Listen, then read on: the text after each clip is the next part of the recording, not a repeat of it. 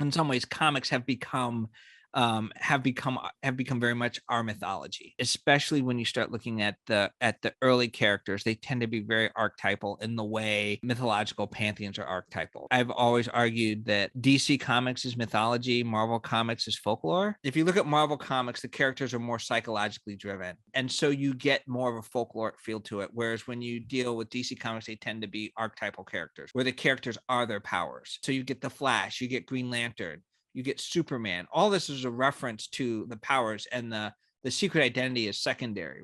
We recently sat down with cultural anthropologist Stanford Carpenter to talk about the ancient Egyptian and Near Eastern influences in American comics. A lot of these comics are coming out at a time when Egyptology was all the rage, where a lot of this debate about self and other was expressing itself through that. You see it in the characters. You see it in Hawkman. You see it in Dr. Fate. You also see it in a character that comes around a bit later, Metamorpho, the Element Man. Kang the Conqueror is a time-traveling character in the Marvel Universe. And in the comics, they've established that at one point in time, he was an Egyptian pharaoh. While comics have historically had a love affair with ancient Egypt, their depiction of characters in other regions of the Near East has often been problematic. There's still a lot of anxiety around how the companies deal with the Middle East. If you look at comics in the 90s, a lot of the Middle Eastern characters are all terrorists. I think that there's a lot more sensitivity now, but I feel like it's still an area where they've become very comfortable with keeping some of the more problematic sort of Orientalist dynamics within them.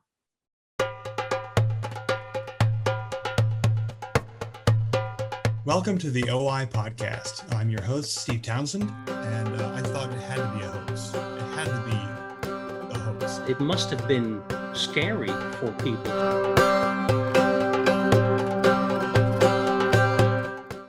Welcome to the OI podcast. I'm your host, Steve Townsend, and today we are talking to Stanford Carpenter as part of our Ancient Inspirations series, where we speak to artists and scholars about inspirations of contemporary art from the ancient world. Welcome, Stanford. Thank you for having me.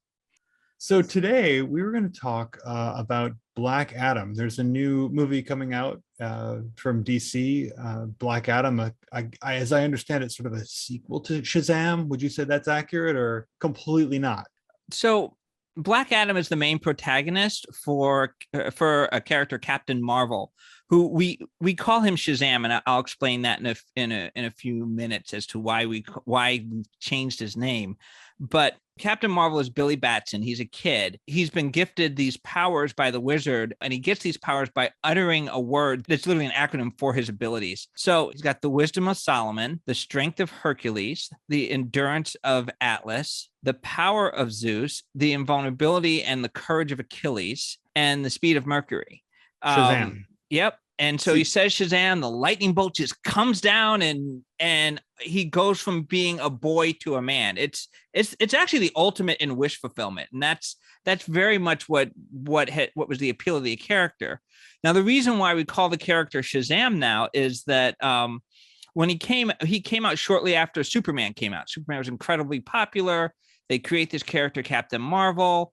He becomes more popular than Superman for a while, and the company that becomes DC Comics, which owns Superman, does what anybody would do if faced with a competitor. They sued him out of existence. So they put forth a lawsuit saying that Captain Marvel was infringing on Superman. It wasn't so much that they wanted to win the lawsuit, but they dragged it out until it forced Fawcett Publications, the owner of Captain Marvel, into bankruptcy. Eventually, DC would then come around and buy up all of Fawcett's assets.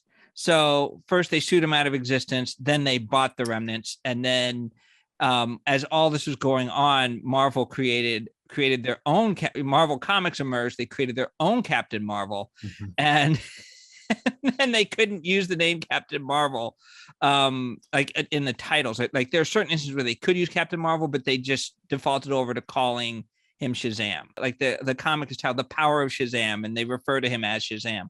Now, what's interesting is Black Adam is Shazam's, one of his first primary protagonists. And the whole story behind Black Adam is that Black Adam was an Egyptian prince 5,000 years ago.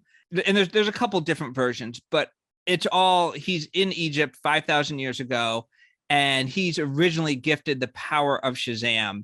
And he becomes corrupted by the power by having that power. And that gets really intriguing too, because there's some stories where they just refer to him becoming corrupted. There are other stories where they make references to some of the terrible things that he did. One of which was leading a slave revolt in one version. The whole thing is that he becomes corrupted, and then they defeat him, and then the wizard takes back the power of Shazam, and then 5,000 years later, Billy Batson gets the power of Shazam.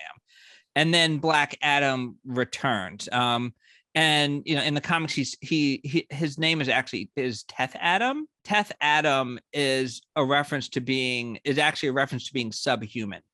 But what's interesting is that he comes in, he has the same powers. But what they establish is that Black Adam, when Black Adam says Shazam, it's not a reference to the Greco-Roman pantheon. They actually come up with an Egyptian pantheon for Black Adam to represent, which of course immediately sets up this dynamic where you've got Shazam representing good and taking his power from a Greco-Roman pantheon, which we in the West look to as like, as a pantheon that influences us. And he's always going up against the bad guy who embodies an Egyptian pantheon. Which is problematic. Yeah. when you start to think about that, it makes sense when you think of the times, because we're talking about the 1930s, in which there's a lot less reflection or a lot less concern for how we represent the self and how we represent the other. And I actually think my language is probably a little too kind right now. But that's actually one of the things that fascinates me about these early superheroes, is that the way in which they play on notions of self and other, the ways in which these characters, the superheroes, they tend to, especially in this time period, they tend to get their powers from engagement with ancient civilizations. So, for example, you've got a character called Dr. Fate. He's one of the characters that will also be in the Black Adam movie. It's Pierce Brosnan that's going to be playing his character. He's a magical character, and he starts off as an archaeologist, Kent Nelson. He goes into a pyramid, and he's gifted this helmet that gives him these magical powers to represent the Lords of Order. And he's out there to fight chaos. And whenever he uses his power, it comes in the form of a golden light-filled ankh, right? Again, so you're taking the powers from another, right? And then you've got Hawkman. Hawkman has one of the most romantic stories, in that he's Carter Hall, and he finds out that he's actually a reincarnated Egyptian prince. Now, their image of what a reincarnated Egyptian prince looks like back in the 30s is kind of interesting. It's literally a white man with blonde hair, blue eyes, and a green medieval tunic. He gets killed by one of the advisors, who is also interested in his true love. She gets killed as well. But what's interesting is that they're both reincarnated, and then they become Hawkman and Hawkwoman. And later on, they it's comics, and in comics they're always redoing the stories. They're always they call it retconning, where they come back and they say, oh, look, we didn't know this about their story. Look, their story's a little bit different now, right? And so what they've established over time is that Hawkman lives many, many lives, not just the life of the Egyptian prince. And so does Hawkwoman. And what it is they're fated to die, be reincarnated, and then when they discover each other again and true love blooms, they die again. And that's like this this character arc for this superhero. And they've used that to go back and use that to have the character claim all these identities throughout history. But he starts as an Egyptian prince, so it's kind of interesting if you look at some of these early characters, and these are characters that interact in the DC universe, right? Hawkman and Dr. Fate. And so now you come and you start looking at a character like Captain Marvel or Shazam. We'll call him Shazam. Even though he starts with a different company, he's brought into DC Comics, but he's brought into a comic world that very much supports the idea of a white character getting his power from a mythological pantheon. And the one difference, the weird difference with Shazam is Shazam gets it from a Greco-Roman pantheon and then fights an Egyptian pantheon throughout his storyline. If you look at the original depictions of Black Adam, he definitely does not look white. He's not black either. He looks like an elf of color. Mm-hmm. They alternate between giving him sort of a reddish hue and sort of a grayish hue. Black Adam was not white. Sure. Let's be perfectly clear about that. And there were things that were done to that character to make sure that no one would think he was. There's also along with the naming conventions, there's coloring conventions in terms of how they actually colored Black characters, right?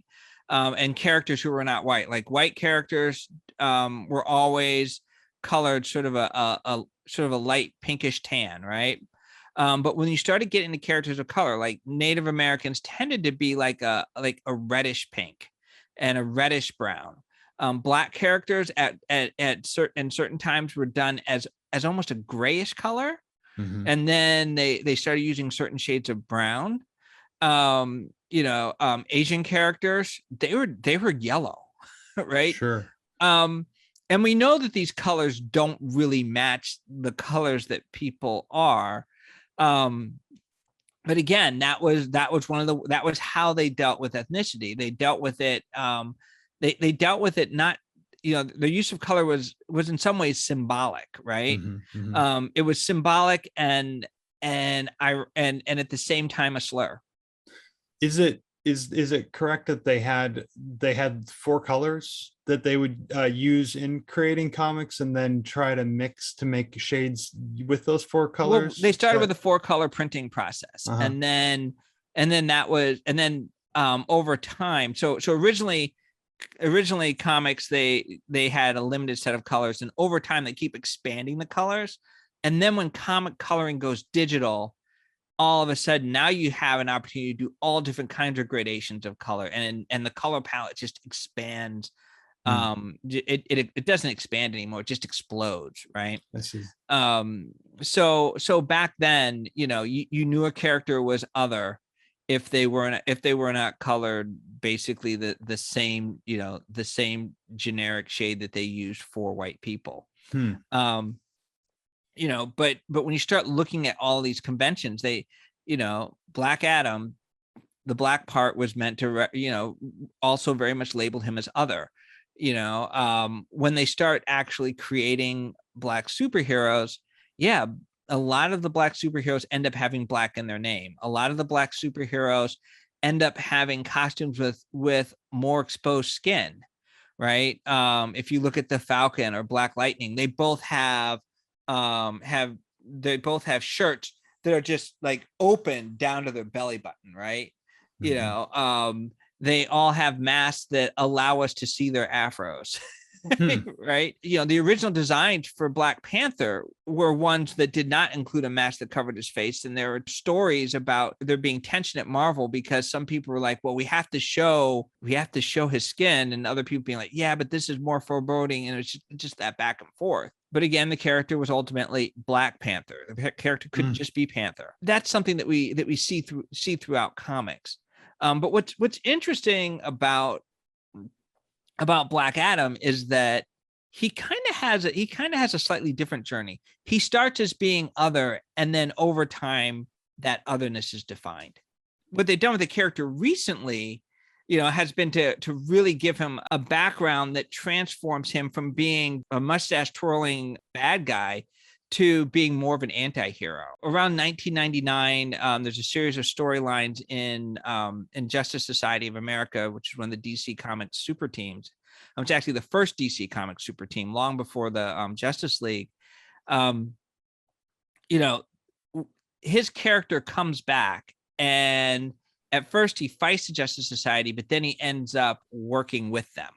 And so they there's a lot of little things that they change. So instead of him being of tying him so much to Egypt, they tie him to a pretend country called Kundak, which is essentially Iraq. And so they have him actually go back to Kundak, and he actually reasserts himself as the king. They also established that 5,000 years ago, when he was gifted the power, he was off fighting for the world, and his nation was taken over. That's what breaks him, and that's the first step in his corruption to becoming a bad guy, right? So what it is it's like it's back to what I said earlier. Why? Because comics, right?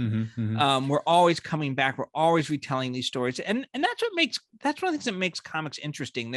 Comics themselves are mythological in terms of their construction, especially the DCU. So he exists now, and to most readers who only think back 20 years, he's an anti-hero. He's not a stone cold villain. So I was curious, when you're talking about Kundak, that Black Adam was the king of this place.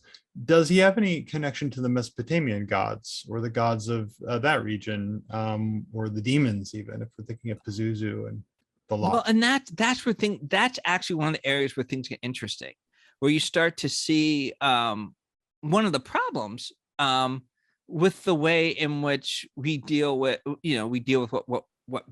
what we would in the past call the Orient, right? The way we kind of mesh all of it's over there. It's over there. We just mesh all of North Africa, all of Africa into this one sort of polyglot.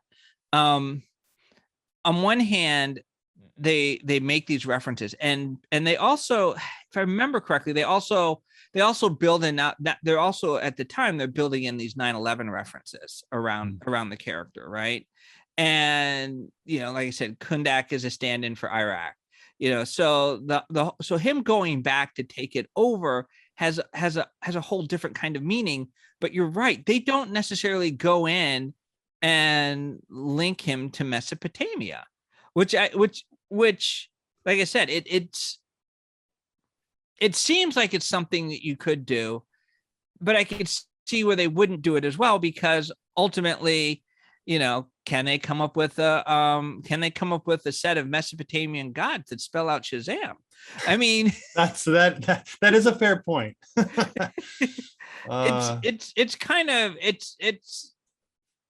I mean, on one hand, I kind of jest, and it's not that I don't take it seriously. It's that one thing that I always struggle with when talking about comics and comic characters is that even when they're coming out, even when they're ground in bad intentions, there's something about comics and comic characters always about appealing to the sense of wonder in its readers. And I find that sometimes when you talk about comics, sometimes in the efforts to elucidate these things, you take that sense of wonder out. And I'm not saying that we preserve the wonder just for the sake of it, but wonder is a part of these characters, and you don't really understand them unless you understand the capacity of the form to latch onto that, right? When I was saying earlier, part of the popularity of Shazam is that you've got young readers who see in this character the ultimate wish fulfillment, right? They become a man, right? That's something I've always felt was the reason why this character could become so much more popular in that moment than Superman, right? Superman is Clark Kent. Superman's an adult. So if you're a kid reading Superman, it's like you're reading the stories of an adult, right? When you're reading Shazam, you're reading the stories of a kid. And then Black Adam, is kind of drawn in a way to fit within that, right? He looks like an evil elf of color, right? So he looks like a demon, and at the time, people were not worried about the fact that they were tying all of this problematic imagery to Africa. And then later, when you have this movement of moving them towards Kundak, right? There's not enough, collective memory, knowledge, research on the, within the creative team, into Africa, into Iraq, into Mesopotamia, to necessarily accommodate all of the implications of the changes. So how are we doing today? As far as we talked about how characters that were quote unquote other were colored differently in the comics. And we talked about how, ancient religions were sort of appropriated without consideration. How is this being addressed today in comics? They're doing a better job, right? But one thing that's also interesting about comics, though, is legacy means a lot, right? So even as they're introducing newer characters that deal with representation better, they're still going back and rebooting the old characters, and that's where I think Black Adam does become really interesting. So, for example, the writer who is most tied to the change of Black Adam to an anti-hero is Jeff Johns. I interviewed him many years ago. At the time, I asked him how he described his identity, right? And he described being somebody who a lot of people think of as being white, but he's actually half Lebanese. And he grew up in outside Detroit, Michigan. And so what's interesting is he came in and gave Black Adam a more Middle Eastern origin, and this is like around 1999, 2000.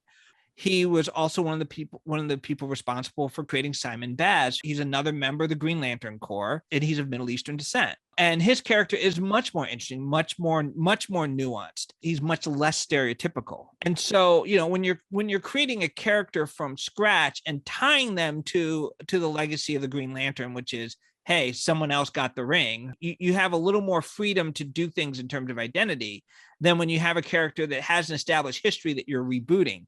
Because when you reboot a character and you give them a new history, it usually helps if it jibes with the old history.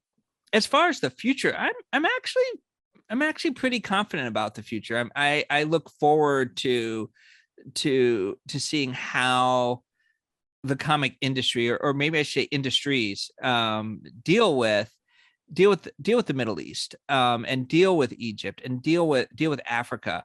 You've got more voices coming in, and even with some of the more problematic characters, I've been saying this for over a decade. One of the wonderful things about identity in comics is that which is offensive today can be transcendent tomorrow. If you look at the way, essentially the companies are doing everything they can to hold on to the property, which means that they're always bringing in new people, new voices to kind of add on to the development of the characters.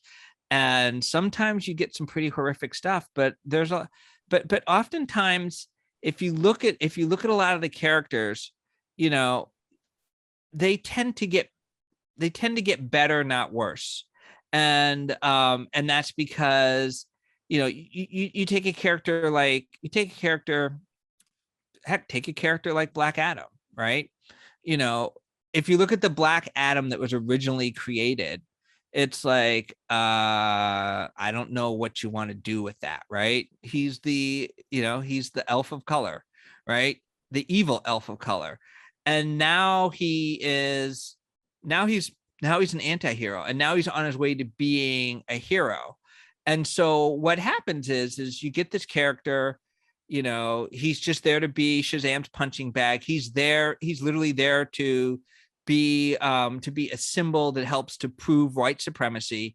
And then all of a sudden he comes out into a space of his own that might still be problematic as an anti-hero, right? But he goes to being something that some portion of the audience can root for, right? And then you come back, years later, and all of a sudden now someone who was in the audience who was rooting for him might decide to might find a way to break into comics and might get a chance to work on that character. And they make the character that they, instead of the character that they had, the character that they wish they had, right? And that's kind of one of the dynamics, right? Because these characters have been around for a while. It's hard for me to believe that like Black Adam went through his anti-hero phase 20 years ago, right? Like we made that transition from villain to anti-hero. And now one of the most recognizable people in America is going to play him and is going to make him somebody else's kind of hero. That is part of the wonder of comics. It's that ability to take something and transform. It transform. This idea that you can transform something that's problematic into something that's transcendent. It kind of offers the promise, the inherent promise that you can transform trauma into something that's positive, and that's something that these characters actually do within their stories. And so all this is why I think it's important to maintain that sense of wonder. And it's been wonderful having you. Tell us all about this, Stanford. Thank you so much. Oh, thank you so much for having me. For over 100 years, the OI has been a leading research center for the study of ancient Middle Eastern civilizations. Join us in uncovering the past and learn about the beginnings of our lives as humans together. Become a member by visiting oi.uchicago.edu/member.